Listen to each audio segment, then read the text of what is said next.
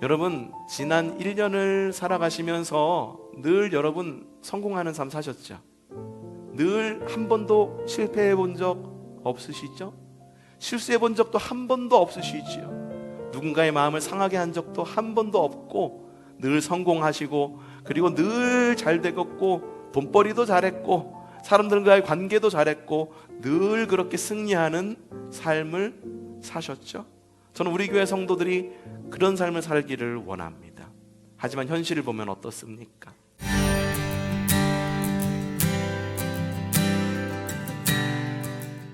라고 말하는 사람도 있고, 어떤 사람들은 천체를 관측하던 천문학자였다라고 이야기하는 사람들도 있습니다. 동방박사의 정체가 무엇인지 학자들이 참 신학자들이 참 여러 이야기를 하지만 아주 명확한 게 있습니다. 명확한 건 뭐냐 하면 별을 발견했고, 곧 징조를 발견했고, 징조를 발견하는 것이 정말 중요합니다.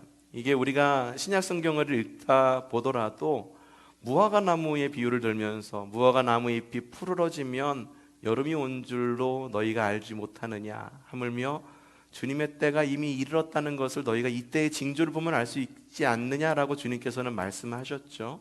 그러니까 징조를 보고 때가 돌아가는 어떤 현상을 보고 주님께서는 그 때가 어떠한 때인지를 우리로 하여금 알기 원하세요. 근데 그때에 바로 주님께서 태어나셨을 바로 그때에 메시아가 태어났다라고 하는 징조를 알아본 유일한 사람이 바로 동방박사였다라고 하는 거예요. 우리는 동방박사를 세 사람이라고 이야기합니다. 세 사람이라고 이야기하는 건 성경에 세 사람이었다라고 이야기해서 세 사람이 아니라 동방박사가 드린 선물이 세 개였기 때문에 세 사람으로 추측하는 겁니다. 황금과 유향과 몰약, 이 세 개가 있었기 때문에 세 사람으로 추측하는 겁니다. 어쩌면 더 많았을지도 몰라요. 어쩌면은 더 조금이었을지도 모릅니다. 하지만 이것도 별로 중요하지 않습니다. 몇 사람이었는지도 또한 중요하지 않습니다. 동방박사들은 그 시대의 징조를 읽을 줄 알았고, 주님께서 태어났다, 그리스도께서 태어났다, 온 인류를 구원할 구원자가 태어났다라고 하는 것을 눈치채고 바로 예루살렘으로 향했다라고 하는 거예요. 사람들이 징조는 볼 줄 압니다. 아는 사람들도 있어요. 징조로 볼 줄 아는 사람들도 있어요.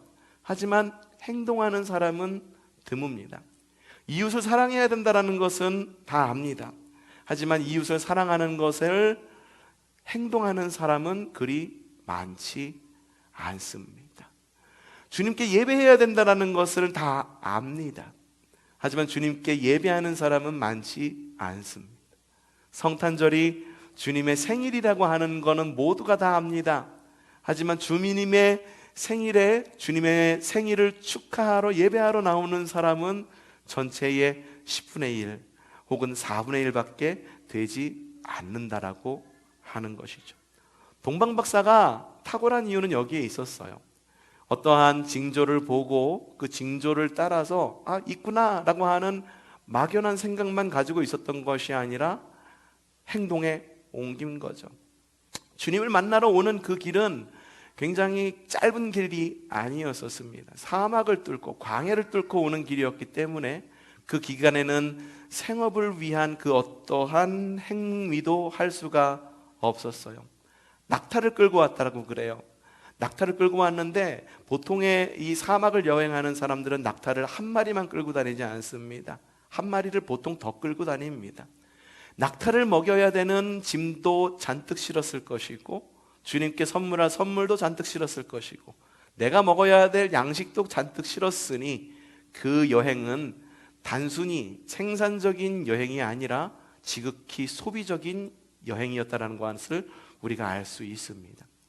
그럼에도 불구하고 동방박사들은 그 길을 떠납니다. 그래서 도착을 합니다.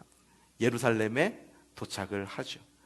동방박사들은 거기까지만 생각할 수가 있었어요. 거기까지만. 오늘 말씀은 여기부터 시작이 됩니다. 근데 거기 예루살렘 안에는 그리스도가 없었어요. 그리스도는 어디서 태어났습니까? 저기 시골에 있는 어디? 베들레헴에서 태어났어요. 베들레헴은 빵집이란 뜻입니다. 벳레헴이라는 빵집입니다. 벳엘이라면 하나님의 집이죠.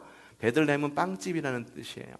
그래서 이 땅에 빵으로 오신 주님, 오늘 이렇게 성찬을 준비한 이유도 그거예요. 보통 성찬하면은 주님의 죽으심을 기억하게 되는데, 주님께서는 빵집에서 세상의 살과 피, 곧 빵과 포도주로 이 땅 가운데에 오신 거예요. 그래서 우리가 성찬 예배를 드리는 겁니다. 근데 그곳에 없었죠. 예루살렘에 없었죠. 어디에 있었죠? 베들레헴에 있었어요. 베들레헴에 있었어요. 동방박사들은 헛걸음을 친 것 같습니다. 예루살렘에서 맞이한 것은 그리스도가 아니라 헤롯 왕입니다. 헤롯 왕은 이 동방박사들이 왕을 찾으러 왔다라고 하는 말을 듣고 굉장히 크게 분노하고 크게 긴장합니다. 야, 이 땅의 왕은 난데 내가 어떻게 해서 로마한테 잘 보여가지고 이곳에 분봉왕으로 세움을 받았는데 왕이 났다고? 내 위치를 내줘야 된다고 화가 치밀었어요. 하지만 헤롯은 잔꾀를 부립니다. 왕이 어디 났다고 하더냐? 대제사장과 서기관들에게 묻죠. 그래서 베들레헴에 났다라고 그럽디다 라고 이야기를 합니다. 이 말을 듣고 이 동방박사들은 그 길을 떠납니다. 세상의 왕을 등지고 떠나서 정말로 이 땅 가운데에 세상의 왕으로 오신 그리스도를 향하여 나아갑니다. 그래서 결국은 우리는 다 알고 있어요. 주님 앞에 나아가서 황금과 유향과 몰약을 바치고 주님을 엎드려 절하세, 엎드려 절하세, 엎드려 절하세, 구주 나, 그렇게 예배했다라고 하는 거. 동방박사는요 단번에 그리스도를 찾지는 못했습니다. 한 번에 실수가 있었어요. 자, 오늘 말씀의 제목이 이겁니다. 성공적으로 실패합시다. 여러분, 지난 1년을 살아가시면서 늘 여러분 성공하는 삶 사셨죠? 늘 한 번도 실패해 본 적 없으시죠? 실수해 본 적도 한 번도 없으시지요?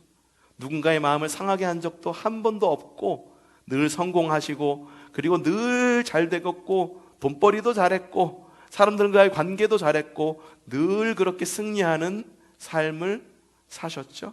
저는 우리 교회 성도들이 그런 삶을 살기를 원합니다. 하지만 현실을 보면 어떻습니까? 여러분의 벌이는 충분했습니까? 아니면 여러분은 충분히 건강하셨어요? 아니면 여러분 관계에 있어서 승리했습니까? 여러분이 하는 일 실패 없이 늘 성공만 하는 그런 1년을 살았습니까? 저는 오늘 이 동방박사의 이야기를 보면서 실패를 하더라도 좀 성공적으로 실패하자라는 생각이 들었습니다. 동방박사들이 처음에 별을 보고 향한 곳, 우리도 별을 보고 향하죠. 저곳이 주님이 있는 곳이야 라고 별을 보고 따라갑니다. 하지만 어느샌가 주위에 볼 것이 너무 많아집니다. 환경도 봐야 되고 사람도 만나야 되고 변화되는 어떤 정세 속에서 봐야 될 것들이 너무 많아요. 그러다 보면 잠시 그 별을 놓치곤 합니다.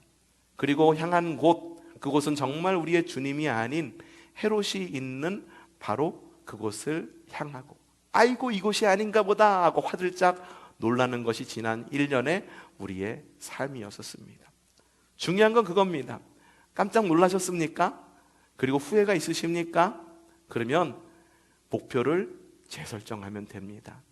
지금까지 내가 상식적으로 예루살렘에 가야지, 예루살렘 성에 가야지 그곳에 왕이 있었어 라고 생각하면서 그 길로 열심히 달려서 왔다고 한다면 우리의 상식을 뛰어넘는 베들레헴에 계신 바로 예수님을 따라 우리의 목표를 재설정하면 된다라고 하는 것입니다. 지난 1년 실패하셨습니까? 성공적으로 실패하십시오. 성공적으로 실패하셔서 목표를 주님께로 재설정할 줄 아는 지혜가 우리 가운데 있기를 바랍니다. 베드로도 늘 잘했습니까? 베드로 실패한 사람이었었어요. 우리가 지난 새벽 기도 시간, 새벽 기도의 집에 그 말씀을 읽었어요. 베드로가 이 대제사장의 뜰에 들어갔는데 대제사장 뜰에서도 맨 구석탱이에 있었어요. 그러다가 여종이 물어보니까는 문 앞에 가 있었었고 문 앞에 간 이유는 뭐라고 그랬나요? 그때 제가 도망가려고. 그쵸? 내가 그게 들어가면은 완전히 인싸가 될 것처럼 생각해갖고 거기에 들어갔는데, 내가 그곳에 가면은 정보를, 예수님에 대한 이야기를 좀 더 잘 들을 걸 줄 알고 대제사장의 집들 안에 들어갔는데 그 안에서도 인싸가 되지 못하더라. 아싸더라. 응? 담에 붙어가지고 그냥 인싸들이 노는 것만 보고 있더라. 그러다가 누군가가 확 화두를 던지는 거죠. 너 그리스도와 함께 있었던 사람 아니냐? 나사렛 예수와 함께 있었던 사람 아니냐? 네 말투를 보아도 알 수 있어. 사투리가 있었기 때문에, 갈릴리 사투리가 있었기 때문에 그렇게 이야기. 그럼 화들짝 놀라서 문 앞으로 갑니다. 문 앞으로 가는 이유는 딱 한 가지예요. 도망가려고. 여차하면 도망가려고. 저는 여러분에게 좀 부탁드리고 싶어요. 여러분 되도록 앞자리부터 앉으십시오. 앞자리부터 앉으십시오. 우리 장로님들은 제가 일부러 좀 뒷자리에 앉으십사 부탁을 드렸어요. 왜냐하면 예배의 본이 되기보다 섬김의 본이 되어주십시오라고 제가 요청을 했기 때문이에요. 그래서 들어오실 때 우리 장로님들의 안내를 받으신 분 계시죠? 여기 앉으세요 라고 안내를 받으신 분들 계시죠?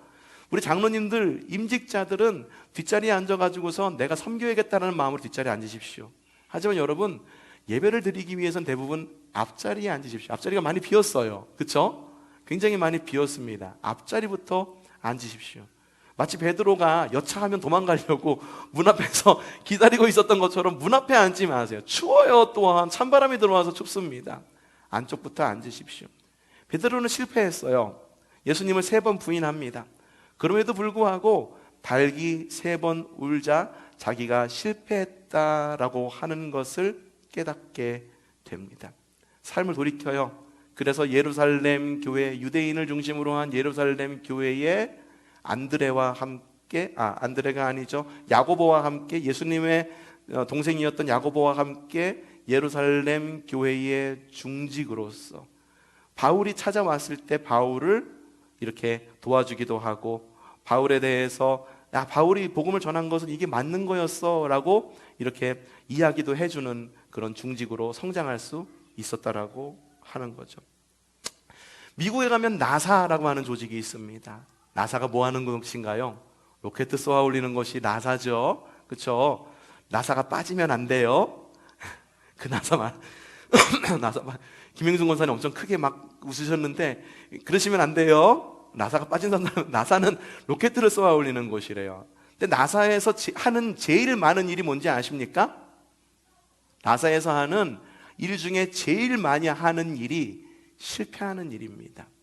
어떻게 사람이 아무도 알 수 없는 우주를 연구하는데 단번에 우주를 알 수가 있겠습니까? 단번에 우주선을 어떻게 쏘아버릴 수가 있겠습니까? 그래서 나사라고 하는 조직에는요, 가장 많이 실패한 연구원이 가장 많이 알고 있는 연구원이다라는 마음을 갖고 그 사람을 높은 자리에 앉힌대요. 멋진 조직 아닙니까? 우리도 좀 그런 그리스도인이 되었으면 좋겠어요. 실패 많이 하십시오. 하지만 실패를 통해 가지고 성장하고 성숙하십시오. 나사처럼 우리 좀 이상적인 그런 우리 믿음의 공동체를 이루어가기를 원합니다. 게임 중에는 도미노 게임이라는 것이 있어요. 도미노를 잘 세웁니다. 벽돌을 잘 세웁니다. 하지만 도미노 게임은요, 벽돌을 잘 세우는 것이 목적이 아닙니다. 무엇이 목적인가? 벽돌을 잘 무너뜨리는 것이 바로 목적입니다.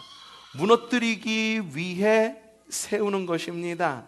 무너뜨리기 위해 세우는 것입니다. 잘 쓰러뜨리는 것이 목적이라는 거예요. 그렇다고 그래서 우리가 실패하기 위해서 우리의 인생을 살아갈 필요는 없습니다. 성공하기 위해서 살아가십시오. 하지만 어떻게 성공할지에 대해서는 주님께서 우리의 마음을 잘 아시고 우리도 역시 주님의 마음을 알기 때문에 그리스도 안에서 성공한 여러분들 되시기를 바랍니다. 주님을 떠나서는 성공이 있을 수가 없습니다. 주님 안에 있는 것부터 성공을 하시고, 그리하여서 실패를 하였더라도 그 실패가 도미노 게임처럼 잘 쓰러졌다, 야, 잘 쓰러졌다, 성공적으로 잘 쓰러졌다 라면서 축배를 올리고, 그것으로 인해서 함께 축하하고 그것으로 인해서 함께 성장할 수 있는 그런 성도가 되기를 바랍니다. 내가 주께